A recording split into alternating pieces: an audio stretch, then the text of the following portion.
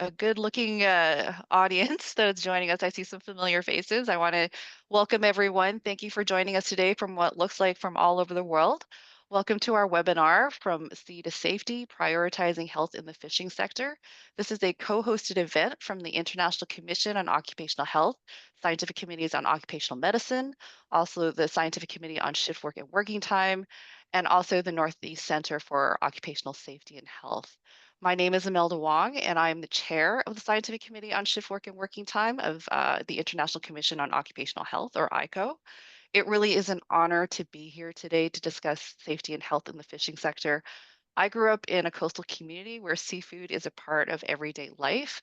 And to be honest, it never really dawned on me what it took to get the abundance of fish and shellfish to our tables. I just enjoyed it.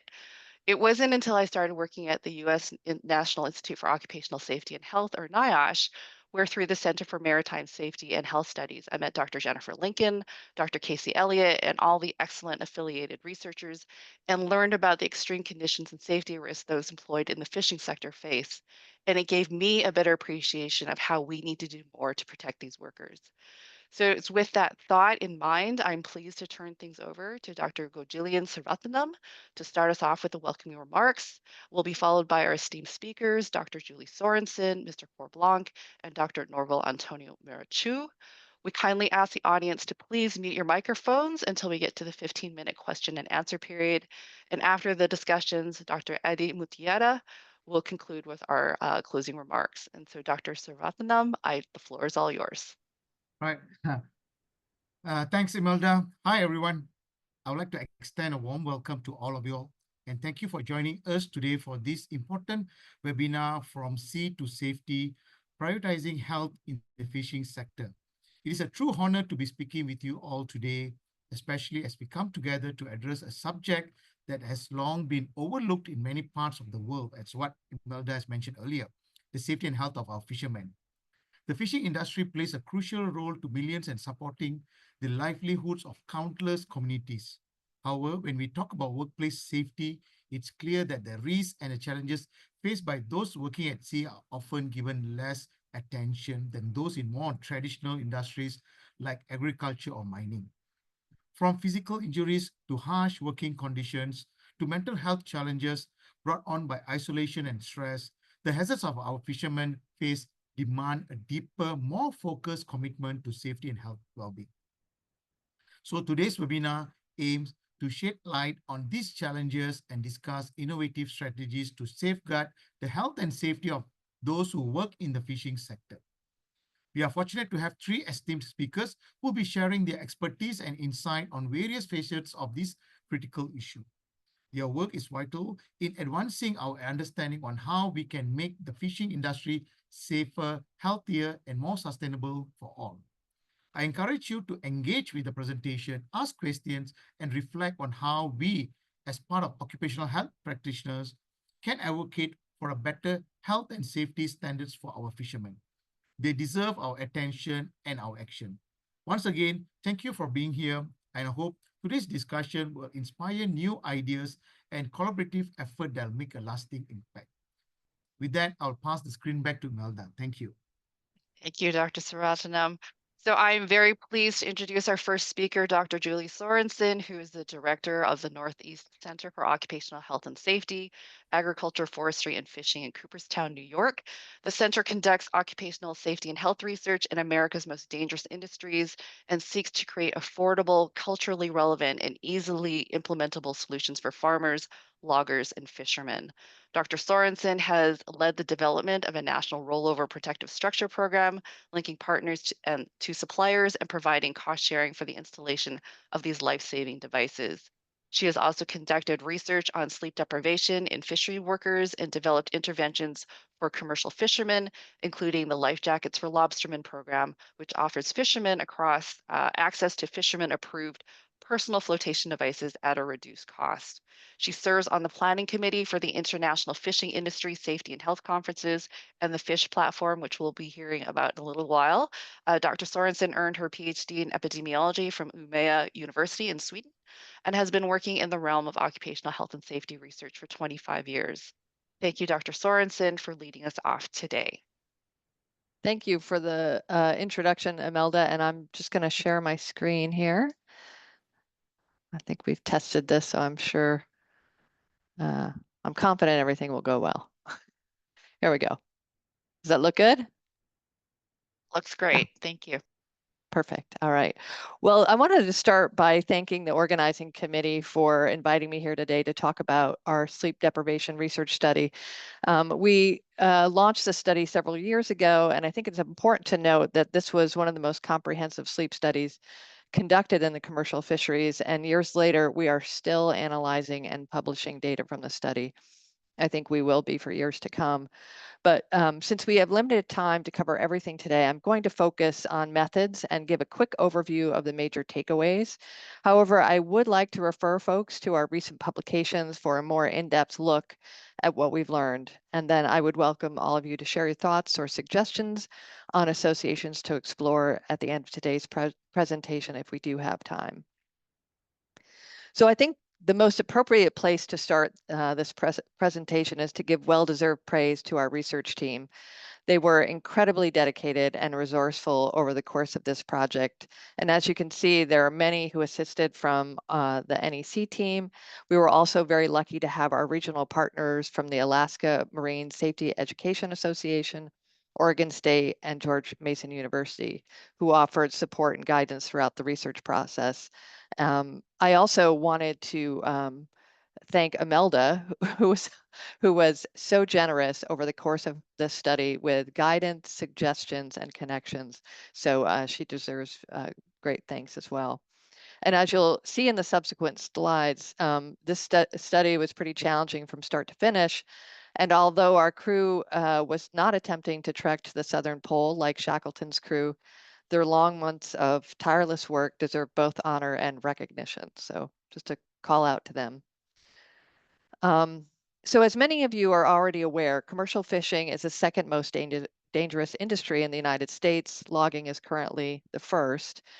According to BLS fatality data from 2023, fishermen are 24 times more likely to die on the job than the average US worker. Now, looking at those fatalities in fishing, transportation incidents accounted for about 71% of these deaths, while entanglements, crushing injuries, and overdose deaths are also responsible for many fishing fatalities.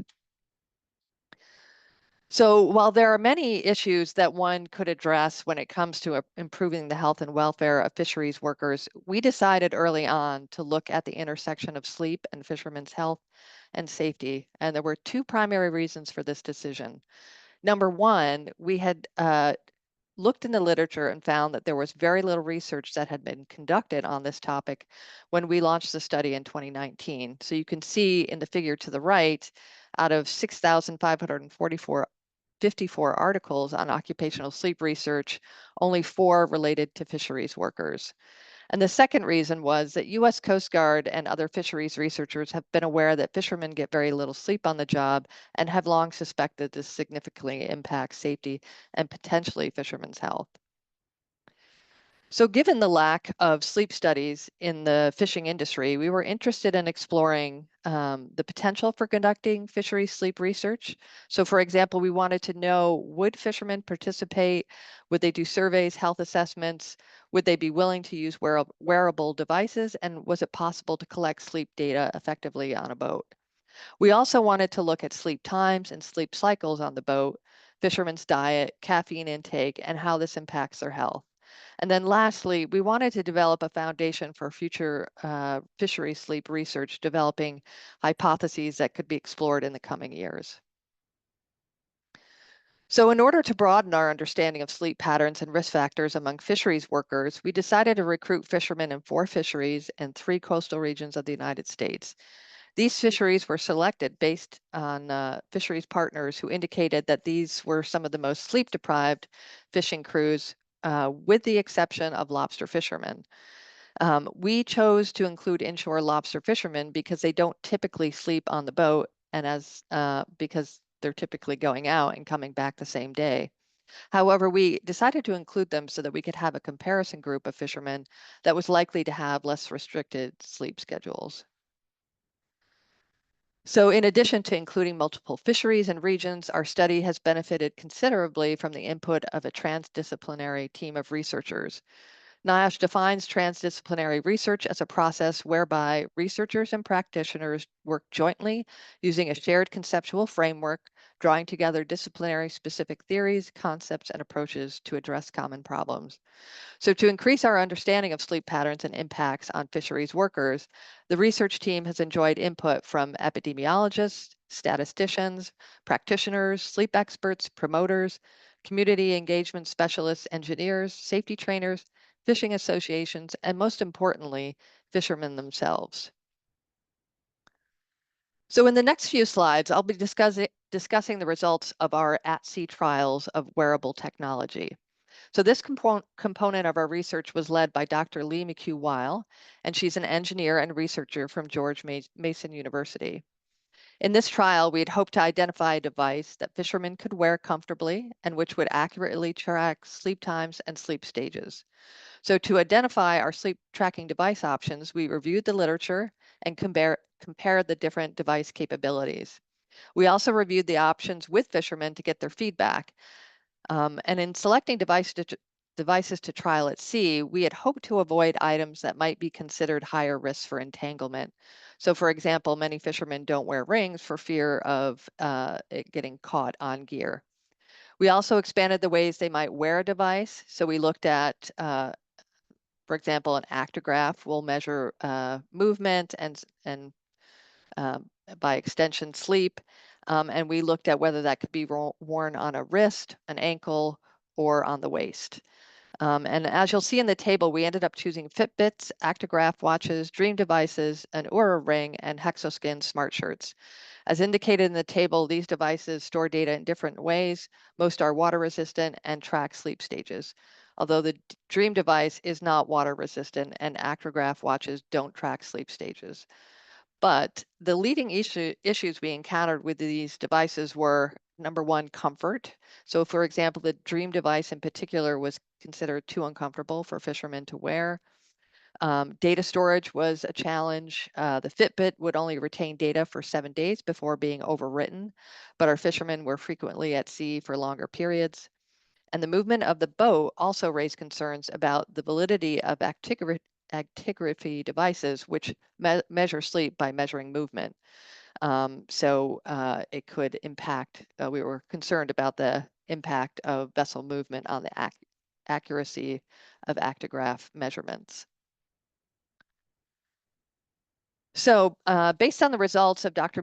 McHugh-Weil's sea trials of wearable devices, she found that when we were using multiple devices to measure sleep, the time that a fisherman sleeps was fairly consistent across all the devices, so that was good news. Unfortunately, what we found was for those devices that measured sleep stages, the amount of time in various sleep stages was not consistent across devices. So we're skeptical about the accuracy of tracking sleep periods on board vessels. And again, actigraphy devices measure sleep by measuring movement, but you're on a moving vessel. So what we had to do was to create an algorithm that would cancel out the noise of boat movement to make sure that actigraphy devices were more accurate. We also found that multi-sensor inputs would provide more accurate sleep and sleep stage data. And we also gathered feedback on whether fishermen who attended the health assessments were interested in using wearable devices. And 29 fishermen shared their thoughts on wearables, and the bar chart on the right shows the responses. And as you can see, roughly 70% of fishermen were either using devices, were interested in using them, or would consider using them in the future. So to summarize what we learned in the at-sea trials of wearable devices, user considerations include concerns regarding the potential for wearables to get caught in equipment and cause injury. Devices need to endure extreme temperatures and wet, windy environments, and users were also concerned about the use of data captured on their devices. For example, these devices are often tracking location, which fishermen were not thrilled about. The comfort of the device was also concerned from the perspective of getting subjects to wear the device and for its potential to alter outcomes. So for example, the Dream device might be so uncomfortable, it might keep people awake and thus affect the quality of the data. And then we also noted issues related to the battery life. Some devices need to be charged daily. The cost of these devices, for example, the Dream device was $500, which could make it difficult to use in studies where many subjects are required. And then connectivity. So some devices upload data to the cloud, which can be difficult at sea where internet access is problematic. And some devices like the Hexoskin require assistance setting up the device, or the device has to be sized to the individual. So in addition to finding ways to track sleep on vessels, the study also included surveys and health assessments. And at the beginning of the study, we had envisioned that using fisheries permit lists would allow us to get a random sample of subjects for these surveys and health assessments. And the plan was to have fishermen complete both a survey and a health assessment. But as you can imagine, we ran into a number of issues with this approach. So to begin with, permit lists varied by state. For example, Alaskan fishermen do not have to share their phone number, so the permit list was missing the majority of the phone numbers needed for making recruitment calls. And then secondly, for the scallop fisheries, we were unable to find a list of license holders, so we could not select a random sample of potential participants for this fishery sector. We also realized that randomly selecting participants would mean we would be driving over huge swaths of land or flying to conduct health assessments, which wasn't financially or logistically feasible. So as a result, we chose a cluster sample design and randomly selected ports and then recruited fishermen from those ports. So to recruit participants, we sent information on the study by mail, followed up with phone calls, texts, and lastly, by email. We also sent media kits to associations and to news outlets to let fishermen know more about the study. And I will note that one article in Natural Fisherman magazine was particularly helpful in informing commercial fishermen about the purpose of the study. So surveys were conducted over the phone, via email, or mail to participants. The survey questions were informed by qualitative interviews that we conducted with fishermen before the start of the surveys and health assessments. And we also adapted some questions from prior health surveys that were conducted with fishermen. And the survey contained 68 questions that covered the list of topics shown here. So although the research team was able to collect survey data from 262 fishermen, I will say it was not easy. Calls for fishermen in Alaska meant staying up very late to catch fishermen when they finished work. And since our staff is located on the East Coast, we had to stay up quite late to catch them at times that were convenient to them. It also took many calls to successfully recruit one fisherman. So 12 calls for every fisherman recruited, 19 for lobstermen. This was largely due to the transition to cell phones, which makes it easier to block calls, and the increase in robocalls, especially scam calls. Fishermen were also concerned about regulation and how their information would be used, and surveys being conducted by other institutions also led to survey fatigue in fishing communities. The health assessments were probably the biggest challenge, however, with the NEC health assessments the health assessment teams facilitating 31 clinic days for 162 fishermen in Alaska, Oregon, and Massachusetts. So we visited 10 locations in all. The teams were composed of a physician, nurse practitioner, technician, and an assistant. Logistics were incredibly complex as fishermen's availability, airline strikes, COVID rates, and other location scheduling made it very difficult to coordinate. However, the clinics were well received by fishermen. As one fisherman said, "I just had my annual exam, which lasted 5 minutes, and then came to you and had a really thorough exam that took 45 minutes. Thank you." Although most of the participants taking part in the health assessments were people who had originally been surveyed, we did need to engage in some dockside recruiting to increase our sample size. Extensive outreach to increase our participant numbers included radio, social media, dissemination by partners, word of mouth, and dockside engagement with the population. The health data collected in the health assessments was fairly extensive. For all participants, we captured a medical history.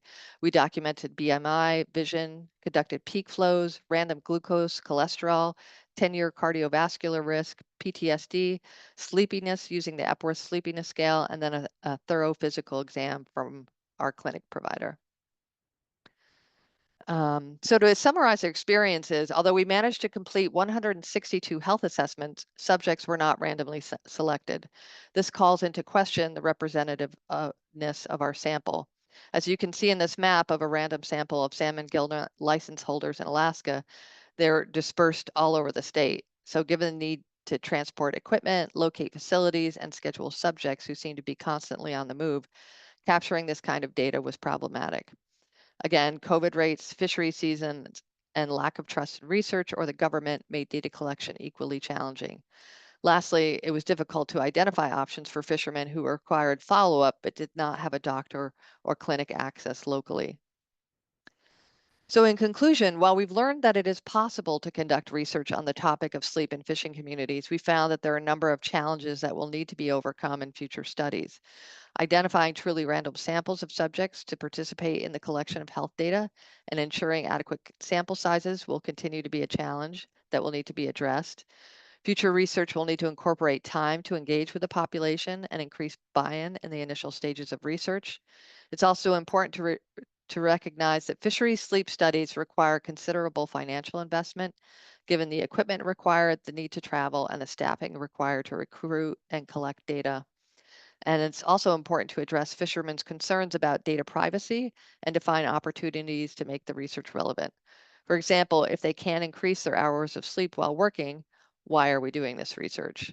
And lastly, future studies will need to be thoughtful about embedding immediate benefits to fishing communities, such as a free health exam from a qualified occupational provider. So now to the results. Given the current medical recommendations of 7 to 8 hours of sleep per night, we were interested to look at how much sleep fishermen were actually getting. The data depicted in this table was all based on self-reported sleep schedules. So as you can see, the results are broken out into several categories and shown separately for each fishery. The top row shows the average total hours of sleep per day. The second row shows the least total hours of sleep a fisherman might get per day. And the third row shows the average number of consecutive hours of sleep per day. Row 5 shows the least number of consecutive hours of sleep per day. And the last row shows how many days a fisherman might go with getting the least hours of sleep per day. So results from the study indicate scallop fishermen are generally getting less sleep than workers in other fisheries, although these differences were only significant when looking at least total hours of sleep and least consecutive hours of sleep. It's also important to note that fishermen are getting roughly 1 to 5 hours of sleep per day, and that this sleep schedule can continue for 4 to 5 days. It's interesting though, when talking to fishermen, this one quote from a fisherman I thought was helpful to put these results into context. So there's 52 weeks in a year. The average person works 5 days a week. That's 260 days. We have 7 months to fit into those 260 days. So they have very compressed work periods that make it difficult to get sleep. Given the importance of sleep for an individual's overall health and certainly for their neurological health, we asked what might this mean for fishermen? And in truth, it's probably difficult to say since the concept of brain health is very complex. So this diagram was taken from an article that looked at how can we quantify brain health, and it tries to capture the many complex factors that can affect brain health. As these authors indicate, brain health is not set in stone.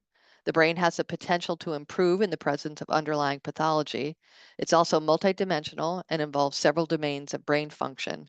Brain health can also improve or decline based on the presence and modification of risk factors, as well as protective factors. And lastly, measuring brain health is very difficult, as you can use both objective or subjective measures. However, regardless of the complexity, it is clear that some factors can improve brain health, while some definitely negatively impact brain health.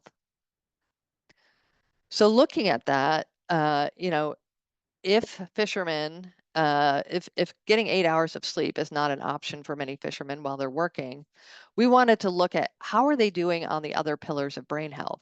What are the other protective factors that might help researchers understand fishermen's collective neurological risk?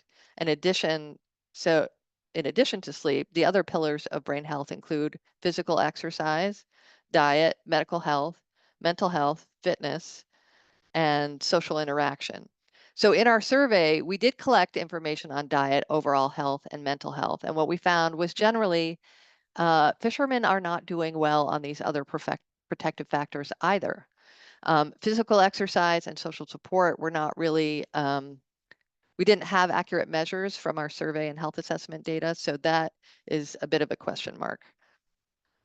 In the next few slides, I'll highlight a few major findings, but again, we'll urge those tuning in today to look up our publications, which have explored the impact of pain on fishermen's ability to sleep, as well as PTSD.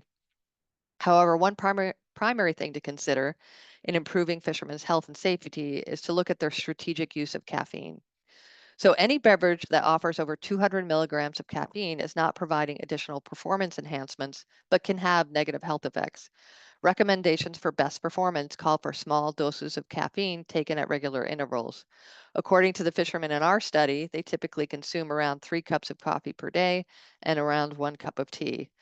But when asked about energy drinks such as Red Bull, Monster, Bang, or Rockstar, almost half of crab and scallop fishermen indicated using them. Now, according to Department of Defense sleep researcher Allison Brager, the researchers have concerns about the neurotoxicity of these beverages. So one recommendation we might have is to look to more strategic use of caffeine in fisheries. Looking at mental health, we see some stark differences from trends in the general population. So each of the fishermen participating in our health assessments was screened for PTSD using the 5-question PTSD screener used in most clinical settings. This screener poses several questions relating to traumatizing events, and answering yes to 3 or more questions typically results in a positive screen for PTSD. So as you can see here, fishermen are depicted in the blue bars. 12% of the men participating in health assessments in our study were screened positive for PTSD. This is compared to just under 5% for the general population of men in the United States. And although we were able to collect a lot of data on health, sleep schedules, and other risk factors, we were unable to gather data on the intersection of sleep and safety. This is something that should be explored in future studies, as fishermen who are going without sufficient sleep are likely struggling with all the cognitive functions that are required to make safe and reasoned decisions on the job. When asked whether lack of sleep makes it difficult to make good decisions while they're on the boat, roughly 1/3 of our research participants said yes, although this was significantly higher in the salmon fisheries.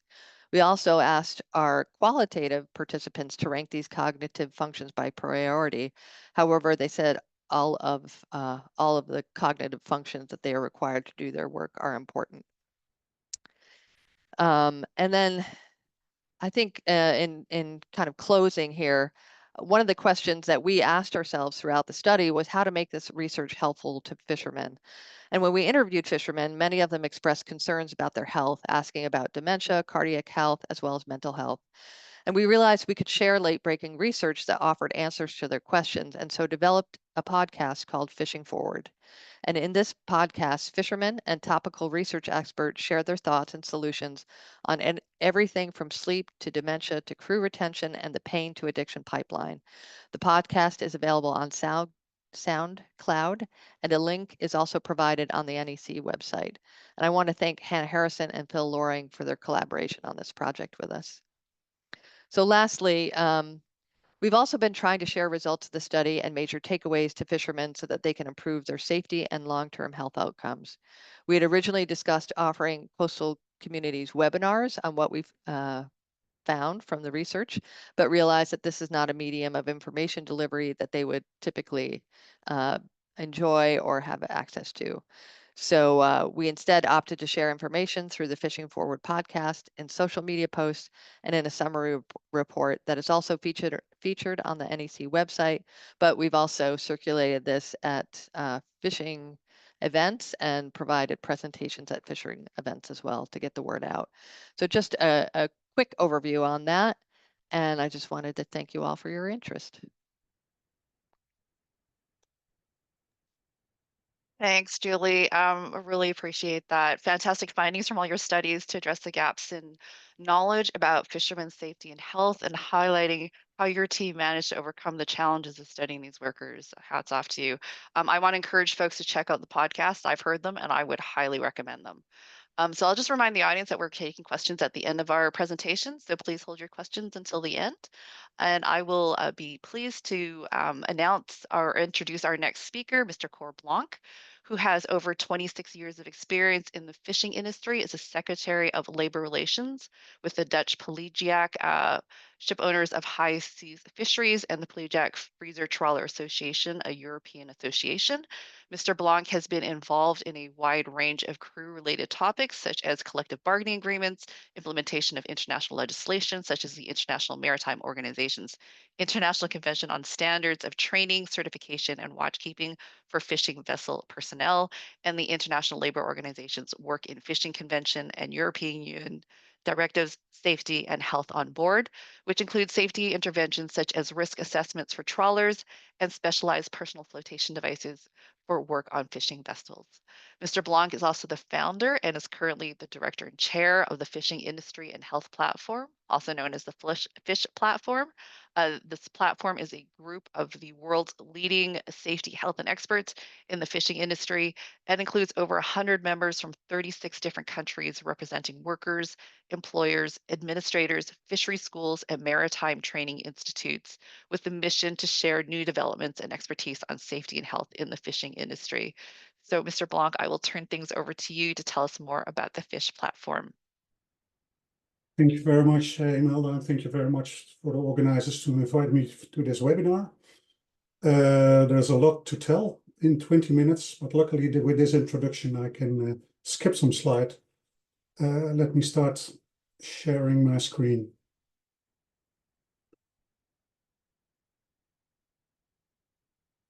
Okay, there we go. I hope you can see this all. My ambition for this webinar is just to create awareness amongst all people who are not that familiar with the fishing industry, because there's a lot going on over there. And we start with a global perspective. If we look in the fishing industry and we compare that to the merchant marine, we see that in 2020, a little bit more than 43,000 vessels are working in the merchant marine. Compare that to the fishing industry, where we see there are 4.1 million fishing vessels, and the vast majority you see in Asia with a 2.68 million vessels. We see the same image when we look at the seafarers, the crew aboard the vessels. The International Chamber of Shipping estimated that there are about 1.89 million seafarers at sea. The Food and Agriculture Organization, the UN specialized organization, estimate that there are 38 million fishers around the world, which means that from every 21 persons employed in the maritime industry, 20 are fishers. You would expect that it would take a lot of attention and a lot of training. But on the contrary, from those 38 million fishers around the world, the Lloyd's Register risk pool in 2024 saw that only 30% of these fishers had occupational safety and health training. So 70% never had training in occupational safety and health. So we can do something about it. We can do something about it, for instance, with legislation, and specifically legislation on a global level. What you see here, and I get my pointer with it. On the left-hand side, you see conventions that apply to the merchant fleet. The hardware is about the safe building of the vessel and the safety equipment that's required on board. Crew certificates are the minimum requirements for crew members to be trained, and the labor conditions, that's an ILO convention, is more on the soft skills. The required hours of rest, about repatriation, risk assessment, contract, social security, etc. If you look here on the left side, you see high numbers of ratification, both on SOLAS and SCCW. And the soft side, the Marine Labor Convention, is growing really fast. The equivalence from the fishing industry, and you see it in red, the building of a safe vessel and the safety equipment, is only ratified by 17 and 24. The Cape Town Agreement is a successor of the Torremolinos Protocol, and it's not even in force. The SCCWF is only ratified by 37 countries. And if you look at the merchant marine, that's 170, a huge difference. And also on the softer scale, the 22 in the Working Fishing Convention in relation to the MLC with 110 countries already ratified it. Already, I think more than 10 years ago, guidelines on medical examination of seafarers were adopted. And although the fishing industry was in the draft text, we were deliberately excluded from these guidelines. And by lobbying and putting pressure on it, we finally succeeded to have guidelines for fishers adopted in 2024. There are also occupational safety and health guidelines for seafarers, which are not there for the fishing industry. But where do all these legislation and the convention come from? Well, actually, it started in 1912, and we all know the disaster with the Titanic. When the Titanic went down, 1,503 people died. But that started the introduction of the Save Our Lives at Sea Convention about safe vessel building, and it still underpins the safety of ships. But then, if we look at fatal accidents in the fishing industry, the conservative assumption is that there are 32,000 fatal incidents a year. So that means 21 Titanic disasters every year. And for those who are more in the airline, the biggest airline we have for passengers transport is the Airbus 380. In the average configuration with first class, business class, and economy class, it means that every year 58 Boeing or Airbuses go down. And as we know that under every fatal incident, there are about 29 recordable injuries and 300 near misses. And that's according to the Heinrich Safety Pyramid, who makes it assumption. What we try to do by implementing more legislation and guidelines to guide fishermen to work safer, to improve their health in a more structural way, we try to avoid that at least fatal incident will happen. But then again, we need incident and accident report. And what we see in the fishing industry, there's a lack of reporting systems. Fishermen don't like to do their administration, at least not report if something goes wrong. While those near misses really can learn us a lot to avoid incidents and accidents from happening. But there's more to a fatal incident because people are affected. For every fatal incident, on the average, with Dunmar's number, 5 family members are affected. 15 close friends, 50 good friends, and 150 friends. So that means 220 people around the fishermen who died. And if you multiply that by 32,000, you have 7,040,000 people affected. And compare that to the figure with the inhabitants in 2023, for instance, with Hong Kong, with 7.4 million inhabitants. Singapore, 6 million, Madrid, 6.5. So this whole city is affected by fatal incidents in the fishing industry.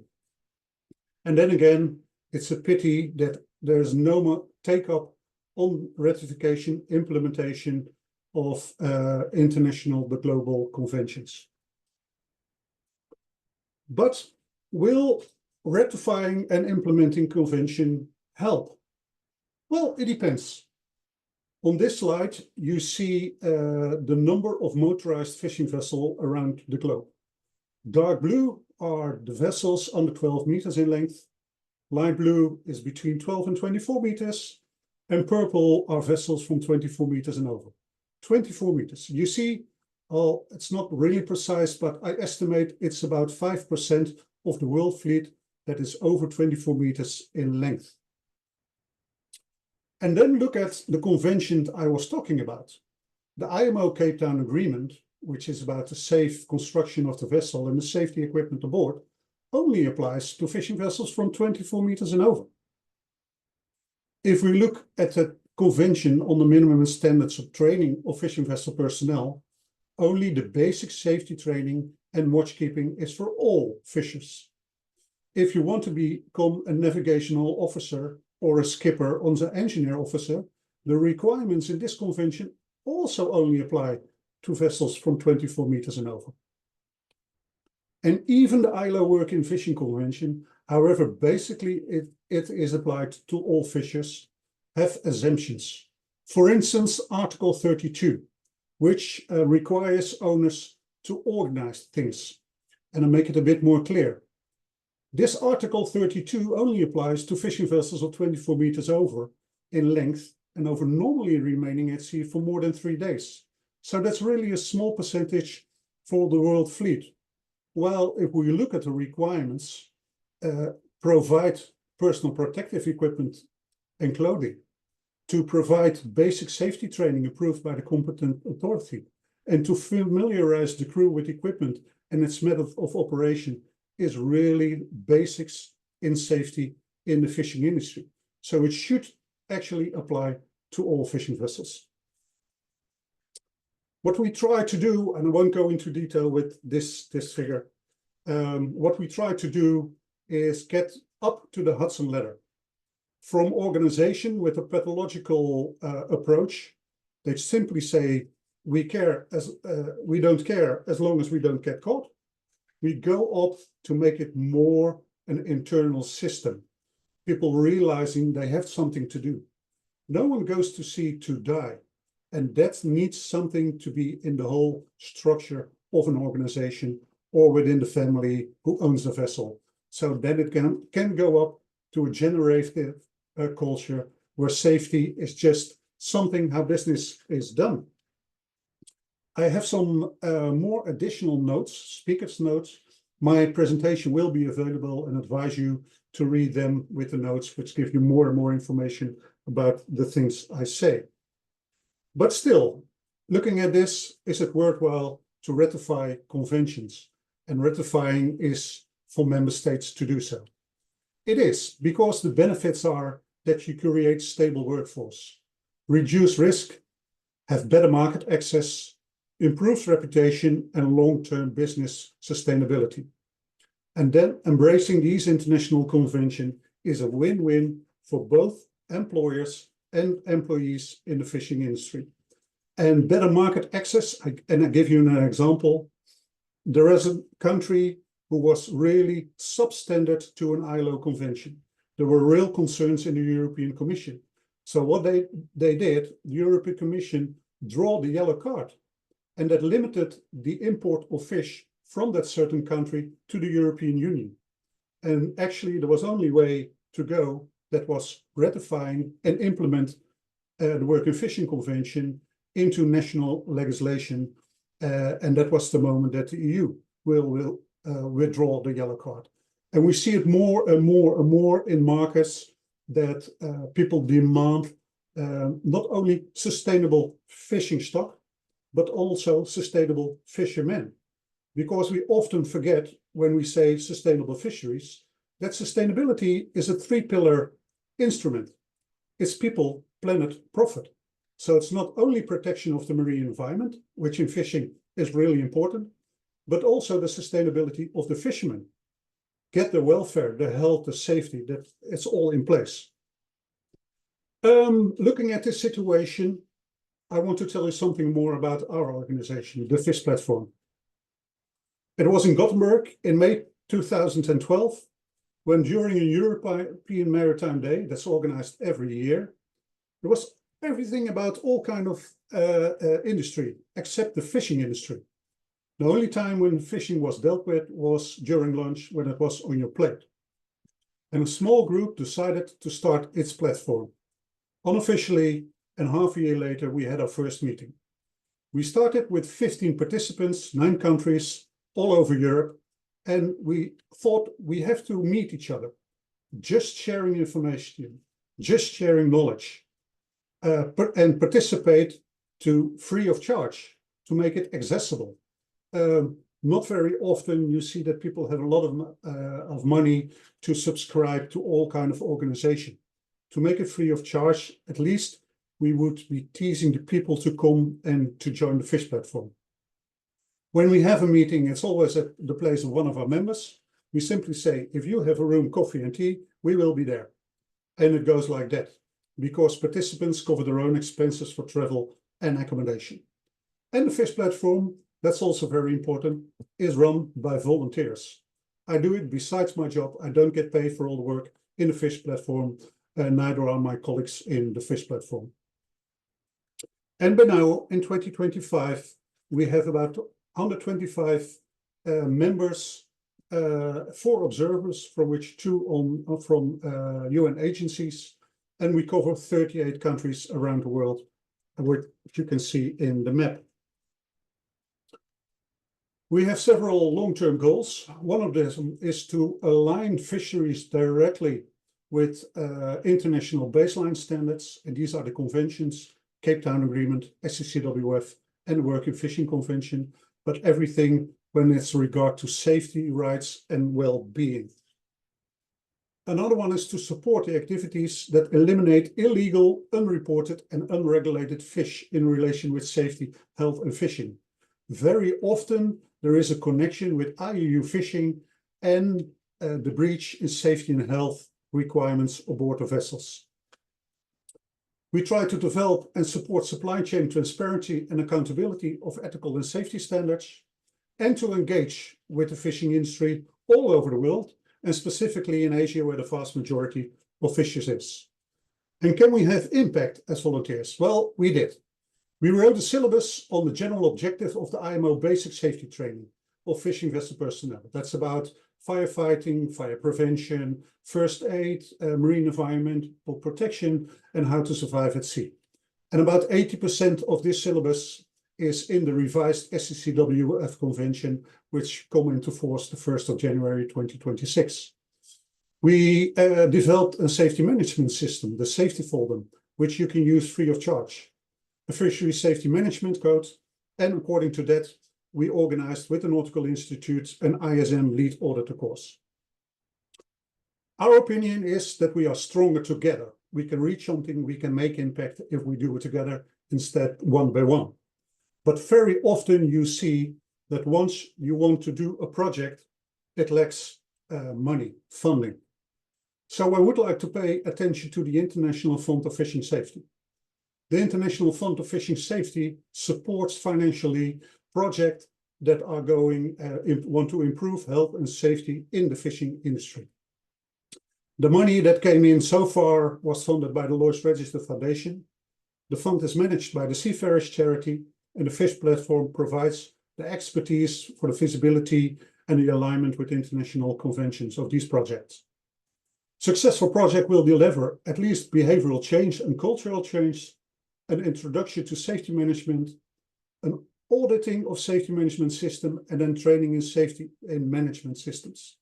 And a successful project always need to have involvement of people working in a commercial fishing industry. And actually, these are the fishers. And deliver the outcome to focus on safety also for these same fishers. Project must be on a non-profitable basis or a charitable basis, and be compliant with the convention I've mentioned in one of the slides before. If you want more information, you can go to IFS. And here is a video, because sometimes images say more than slides. I got a call at 2:30 in the morning. Told me that there had been an accident and they feared that he had gone overboard. It just shouldn't have happened. That one went fishing because he hit Bill's pet. And it killed him. Killed 4 other men.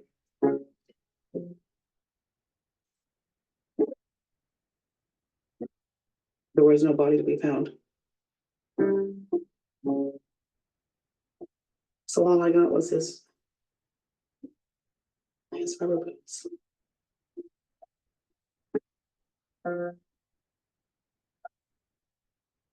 You take chances, probably would.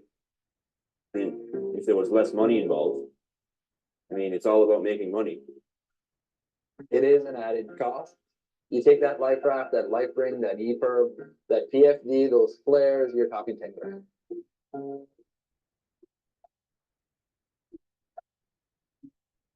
You can drive down on the wharf with a truckload of PFDs and give them out for free. Some people are still not gonna wear them at all. Pretty tough if you're drifting around 32 degrees of water there, it's not gonna help you much. Like I can still picture him, I can still smell him. But now, like, I'm not gonna have another dad. Ever.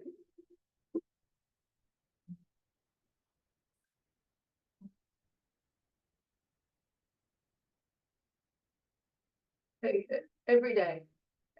Every day I wake up, this is the first thing I think of and the last thing I think of.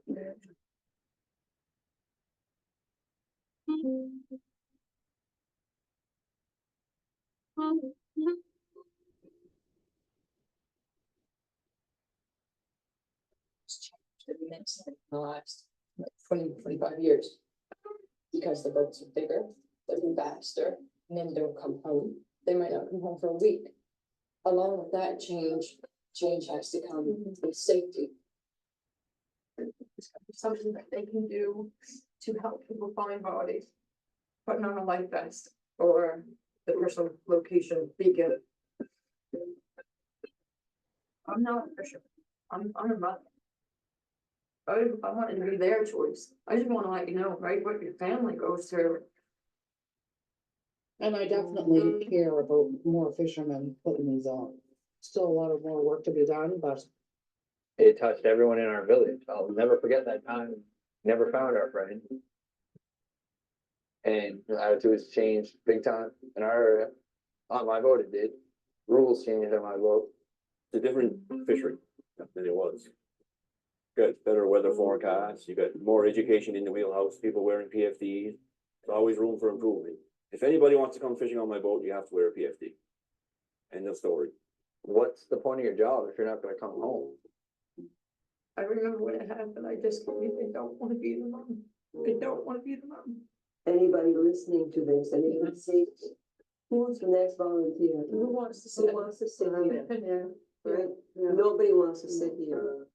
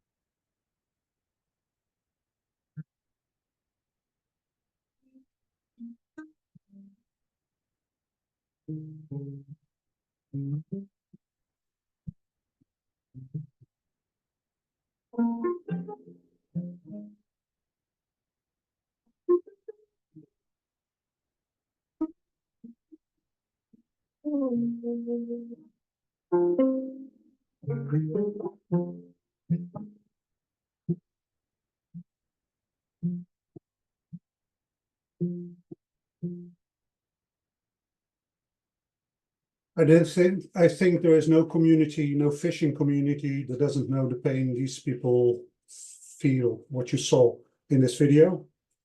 And what strikes me is, what is the point of your job if you're not coming home?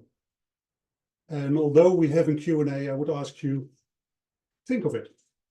What can you do to improve the health and safety?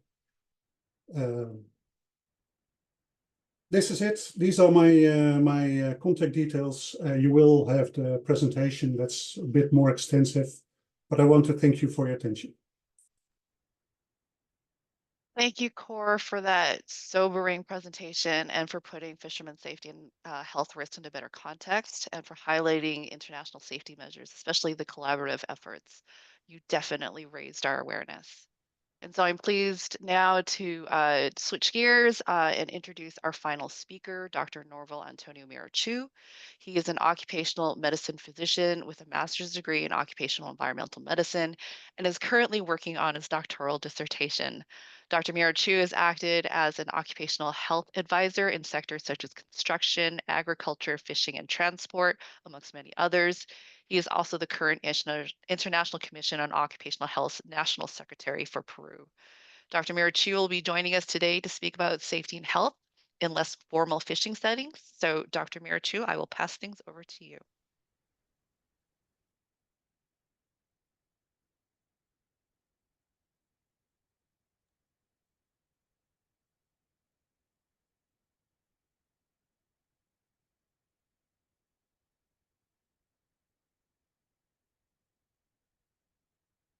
Okay, good morning. Let me know if you can hear me, please. Yes, we can. We can see your slides as Yes. well. Thank you. Okay, thank you, Dr. Imelda, and thank you also to the Scientific Committee of Occupational Medicine and the Scientific Committee of Shift Work and Working Time for the invitation to be part of this webinar. Also, I would like to very briefly thank and congratulate the previous speakers for such a great presentations. So now it is my turn, and I will share with you the emergency response plan for artisanal fishermen in Peru, sharing part of the experience that I have in the north of Peru, because it is good to mention to you that here in the north we have very important hydrobiological products such as hake, tuna, squid, but also we have other seafood products such as black shell that I am going to share with you today. So I will start saying that I have no conflicts of interest to disclose. And as an introduction, I would like to start that during the last decade, the occupational health and safety programs has been based on occupational risk management according to the context of companies, especially to big companies in developing countries such as Peru. However, the informal sector has increased significantly, especially in sectors such as fishing and even more after the COVID-19 pandemic. It is important to mention that 70% of the national artisanal fishing sector in Peru is considered informal. And according to the first artisanal fishing census in Peru, there is about 47,000 fishermen in Peru with 12,000 boats that they use. And these boats are under very risky and precarious conditions that I'm going to share with you in the following minutes. So the current occupational health and safety regulations in Peru are more oriented towards occupational exposure and risk management in formal big companies, not in informal sector. Besides, informal fishermen are not usually aware of the risk of their daily job, since they are more focused on their daily production, accepting precarious working conditions that implies a riskier job exposure to suffer accidents and illness. It is important to keep in mind that these informal fishermen, they join as a group, as a small group, but it's not small at all, and they get the product from the sea and they sell it to a commercial group. And this commercial group also sell the product to the big companies that export squid, hake, tuna, and other products. So the income of these fishermen, these artisanal fishermen, is really low. That is why they prioritize their income rather than their safety. Also, it is important to mention that in the north regions in Peru coast, such as Tumbes, Piura, where I live in the project that I'm going to show you was developed here in Piura, Lambayeque, La Libertad, and Ancash represent 50% of the fishermen in Peru, which is about 500,000 of the artisanal fishermen. Also, you can see in this pictures that they work deep in the sea. It's important that you can have in mind they have two schemes of work. When it's when there is there are not so many products to catch, they can go in the very early in the morning, like 2 or 3 a.m. deep in the sea, and they come back at the noon or at maximum 1 p.m. But when they want to catch the most as they can, they depart at 6 a.m. and they can keep themselves in the sea between 10 to 15 days continuously. So in accidents at this type of work occur frequently, but are not registered in the statistics of the Ministry of Labor. There is a lot of under-record. They could also suffer from diseases such as musculoskeletal disorders, infections, metabolic and cardiovascular diseases, and also sleep disorders, which can cause medical emergencies at any time. And since they are deep in the sea with very limited communication, it is under record. Besides not having a health insurance for treatment, they do not have education and training on diseases prevention either. So now I'm going to share some videos without audio because I will explain you what you will see in the video. So you can have the overview of the context of this working population. In the first video that you can see in the left side, well, you can see that the boat's conditions they use are very precarious and not to mention unsafe. The artisanal fisherman is also the driver, is the responsible for his own food and the cleanliness of the boat and the maintenance too.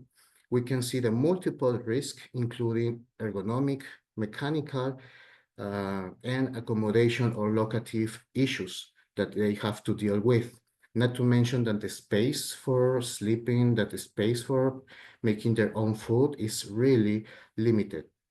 You can see also the design of the rudder and the pedals that is not in adequate conditions. So they are exposed under a lot of risky conditions, but also if they want to provide medical assistance or first aids, it's definitely a challenge to do it under these conditions.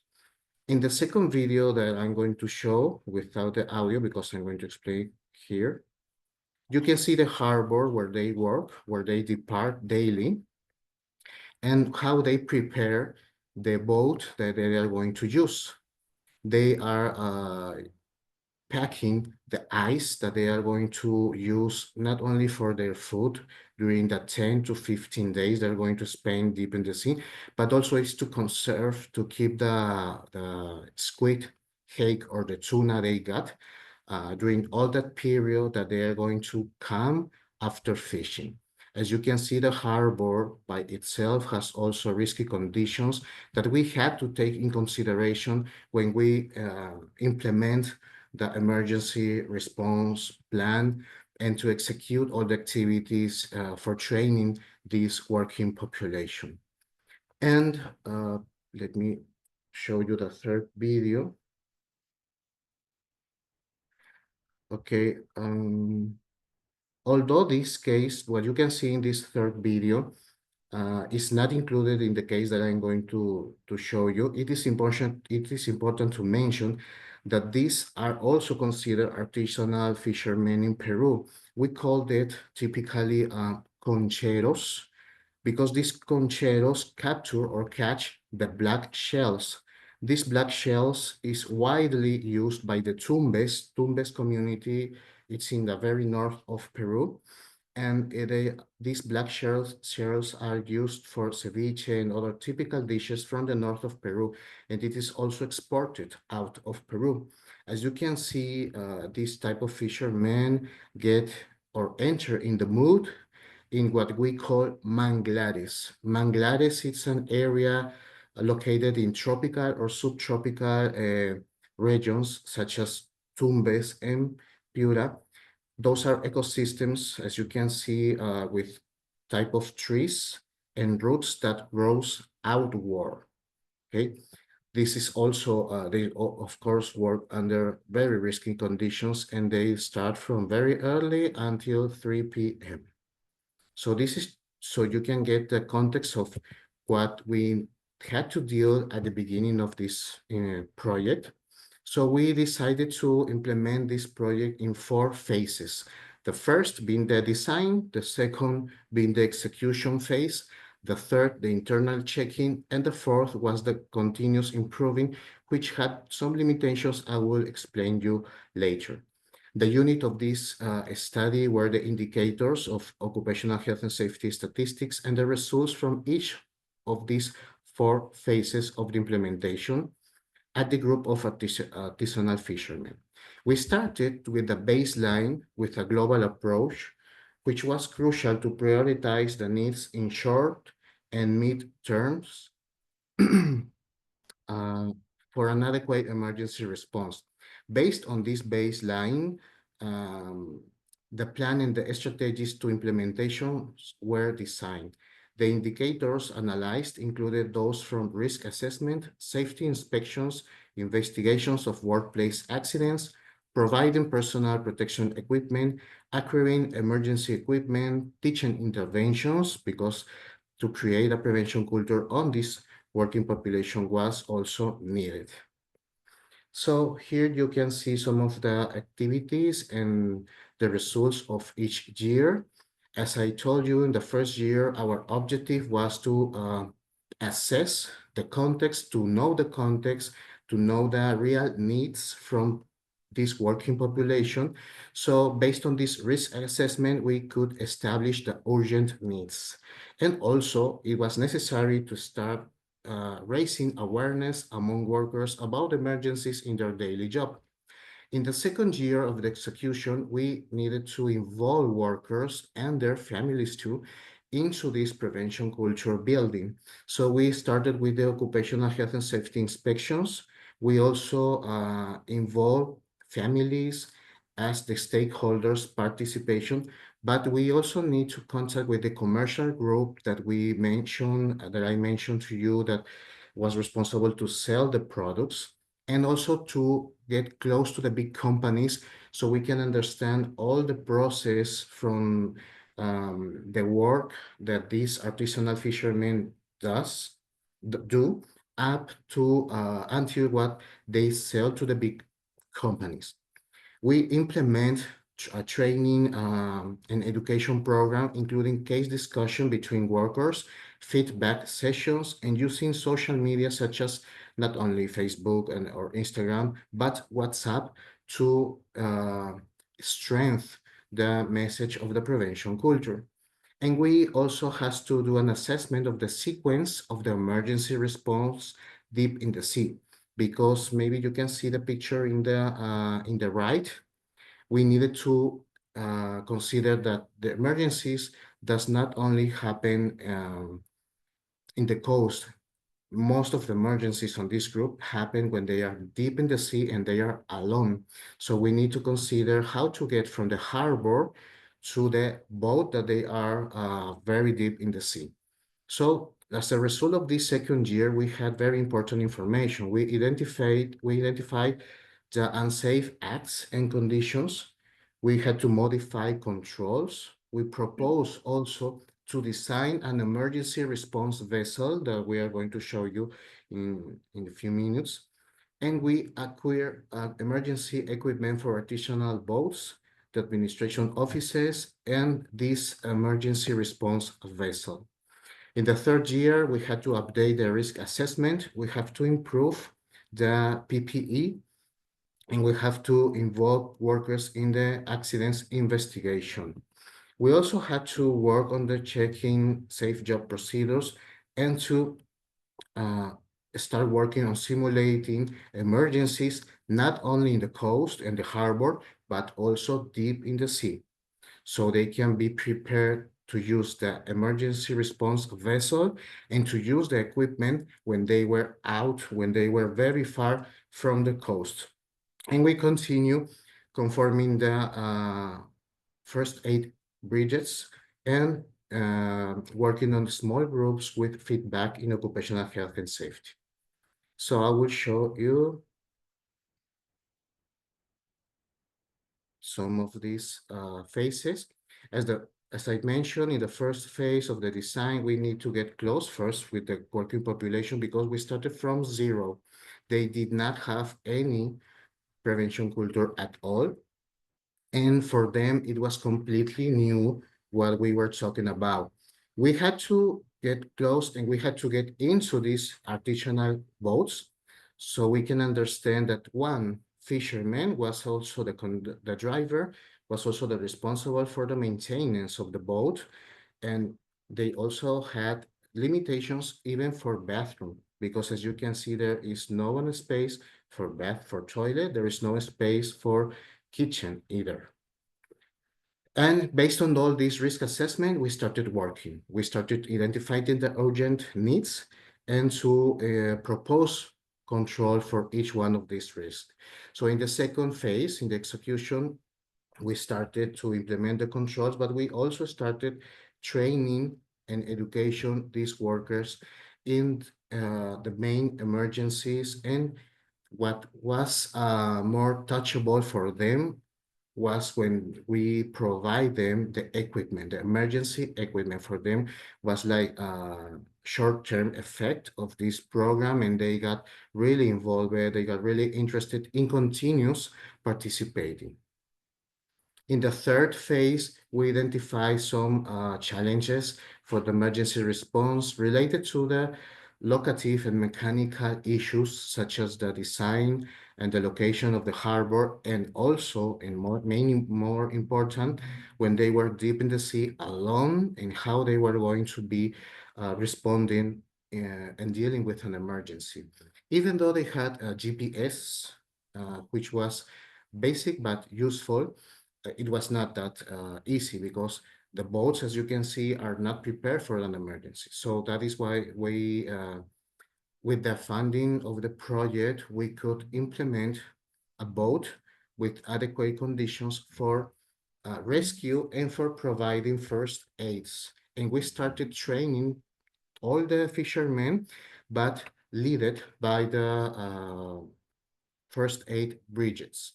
So maybe I can show you here. Okay, this is the emergency response vessel that we work on, that we designed. And even though it was just one, because you know the funding project has its limitations, it was very useful. I will show you the short video without the audio so you can see how it works. And we train them with simulating cases deep in the sea. Now you can see in the video, the short video, one of the training courses that we had when they by themselves had to act, of course, under our observation, our recommendations, but we get this, and they were the main, they had the main role acting and providing the first aids and transferring the victim not only to the harbor, but also to the, sorry, I'm going to block the audio, but also to the closest hospital or medical center. Okay, you can see, so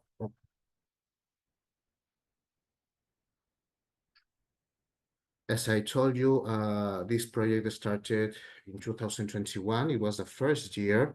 From that, with this funding, we could implement the emergency response, the emergency plan, but we had to deal with many issues. First of all, as Dr. Cord mentioned, the prevention culture to educate workers was crucial because for them it was completely new. But also we make this approach wider, and we invite their families so they can be involved and they can apply what they learn in these training courses into their daily lives, right? And we had to continue working during the last 3 years to make this a strength. So we're about to finish. We had found some barriers, some challenges and limitations. Main barriers about workers' culture. Well, for them, it was completely new what was occupational health and safety, and they did not consider any emergency at all, even though they knew they had some health issues. For them, there were no emergencies. So we need to work on that. We needed to work on that. Workers' priorities, prevention versus emergency response and versus what they needs, what they needed at that time. The government participation, this was really crucial because normally there are no support from the government. This project was funded by the innovative program for fisheries and aquaculture, which was part of the Ministry of Production. So that is why this project was doable. Without that, it would have not been possible to do it. So this actually it's a barrier for informal sector in Peru. And other barrier, the stakeholders, because as I mentioned, these artisanal fishermen are like independent group. They are their own employer. So when they focus more on selling the products such as hake, tuna, or squid, they only had in mind that they needed the money, not the safety. Challenges. We had to start from zero to build this workers' culture. Priorities. It was a challenge to incorporate prevention and emergency response into their mind and to change that overview from them. And challenges about the government participation, we had to optimize the resources because, it's not, we needed to do it in order to get the equipment and also to implement the emergency response vessel that I just showed you. And we also had to involve the stakeholders, especially the families and the commercial group who sell the product these fishermen get, so they can understand why they needed to change the deadlines to get the product, to sell the product, and why they needed to change the procedure in some cases, in some boats. And limitations, well, the limitations that we identified were the time, because as I told you, most of them had, zero prevention culture, and we only had 3 years to build this. The investment, of course, it was also a limitation, and a limitation to make the change sustainable, because we finished the project, it was done, we can visit them and to make a training course. But if we do not have a support from the sector or from the government, this would not be sustainable in time.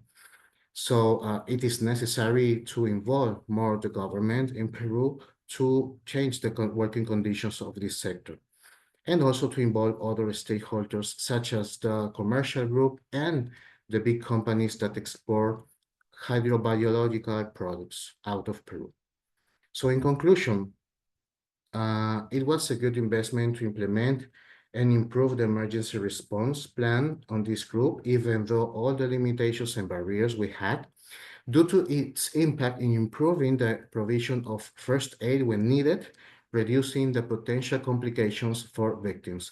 But it's necessary to implement the studies for assessing the implementation of the emergency response plan in other informal sectors in developing countries such as Peru, because we have, for example, in agriculture, it's also a very vulnerable population. I would like to thank to the Management, Engineering and Technology Services, MET Peru, for its invitation, for being part of us, the specialist staff and its support throughout this project. Also thanks to the National Program on Innovation in Fisheries and Aquaculture, PNIPA, part of the Ministry of Production of Peru, for the opportunity given to MET Peru to apply for the funding. And lastly, but not least, I would like to acknowledge San Pedro de Pariñas group of fishermen, of these artisanal fishermen, for being the participants of this project and generously share their time and insights throughout this project. Thank you. Thanks, Norville, for providing a unique perspective that I have not been privy to in my work. We appreciate the opportunity to learn from you. So I just want to remind the audience that this presentation is being recorded and it will be posted on the ICOH Scientific Committee website, and the slides will be available for distribution to the audience. And I believe that we'll be following up with email to all participants with the details on where you can find this information. So now we're entering our question and answer session. We're heading late into the stages of our webinar. We have a large audience today and not a lot of time. So we'd like to ask folks to post your questions in the chat box and we'll try to get to them as we can. The first question I see in the chat box is for Dr. Norville. The question is, have you had any emergencies related to infectious diseases? And if so, could any of them be prevented, such as immunizations? Interesting. Most of the project started in the, let's say, second period of the COVID-19 pandemic, because it started in 2021. And when we got close to the fishermen, they told us about the emergencies they had during the worst part of the COVID-19. They had fever, they had all the symptoms of COVID-19, but when they wanted to go to a medical service, they want to Ministry of Health hospitals, there were very limited medical assistance for them because they do not have health insurance. This is another issue for them. So they had long period for waiting to medical assistance, and they could be out of working like 4-5 days, but they needed to get money. So they put their life in risk by themselves, and they needed to continue work.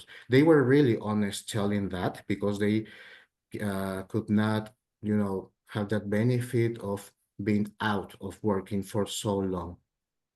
So that was really, really crucial. They needed to go by themselves in their boats, their very precarious boats, to arrive with the GPS and to provide assistance to their colleagues, to their friends that they were deep in the sea, but not using the medical system of Peru at that time. Now it has changed a little, improved. It has improved. Some of them have health insurance, but they get them by themselves. Thank you. It looks like we're heading in the last few minutes, so I'm going to end with a question for all three of our speakers. There was a lot of information presented today, and thank you again for sharing your expertise and your knowledge with us. So I think the question it really is, what are our next steps? So what is next for all of you in terms of research? What can we as the audience do, or the general public do, to help improve the health and safety of the global fishing industry? So I'm going to ask the three speakers to answer that question the best that they can in the few minutes that we have left for today.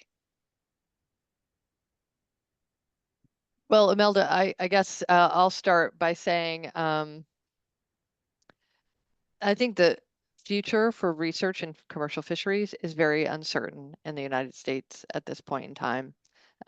As many people unfortunately know, that with all the research reductions in the United States, one of the first things to be eliminated was the NIOSH Center for Maritime Safety and Health. And so I think we are hoping that there would be a reversal on that decision, because it is really the most comprehensive focus on fishermen's occupational health and safety in the United States. So I wish I had a better answer for that, but I think at the moment, the future seems very uncertain.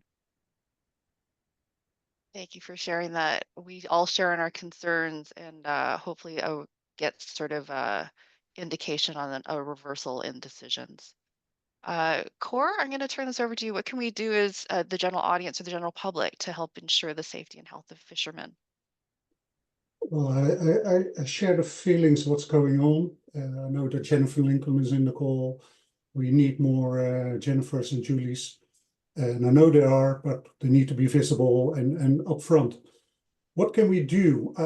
I realize, and that's with everything, there are limited resources. So build a global library with research results. So we can connect and you can look into the library if there's already something similar going on. Learn from experience from others. That's why we started the FISH platform, sharing information, sharing knowledge, sharing experience, so you can choose whether you want to invest in time and money, and it's more efficient than do everywhere the same thing. What we will do as a FISH platform is keep continuing connecting with the fishing industry. Many fishermen don't feel seen, they feel invisible. And we want to let them know they're not alone. And very often we see the problem, the challenges they face are the same as fishermen all over the world. And we can share again this knowledge, share this experience, and there are ways to go forward. With regard to funding, I would say the International Fund for Fishing Safety. You can go to apply for a grant. You need to involve fishermen. There needs to be an alignment with the international conventions, but I'm sure as a scientist you'll also find a way to include it in your research project.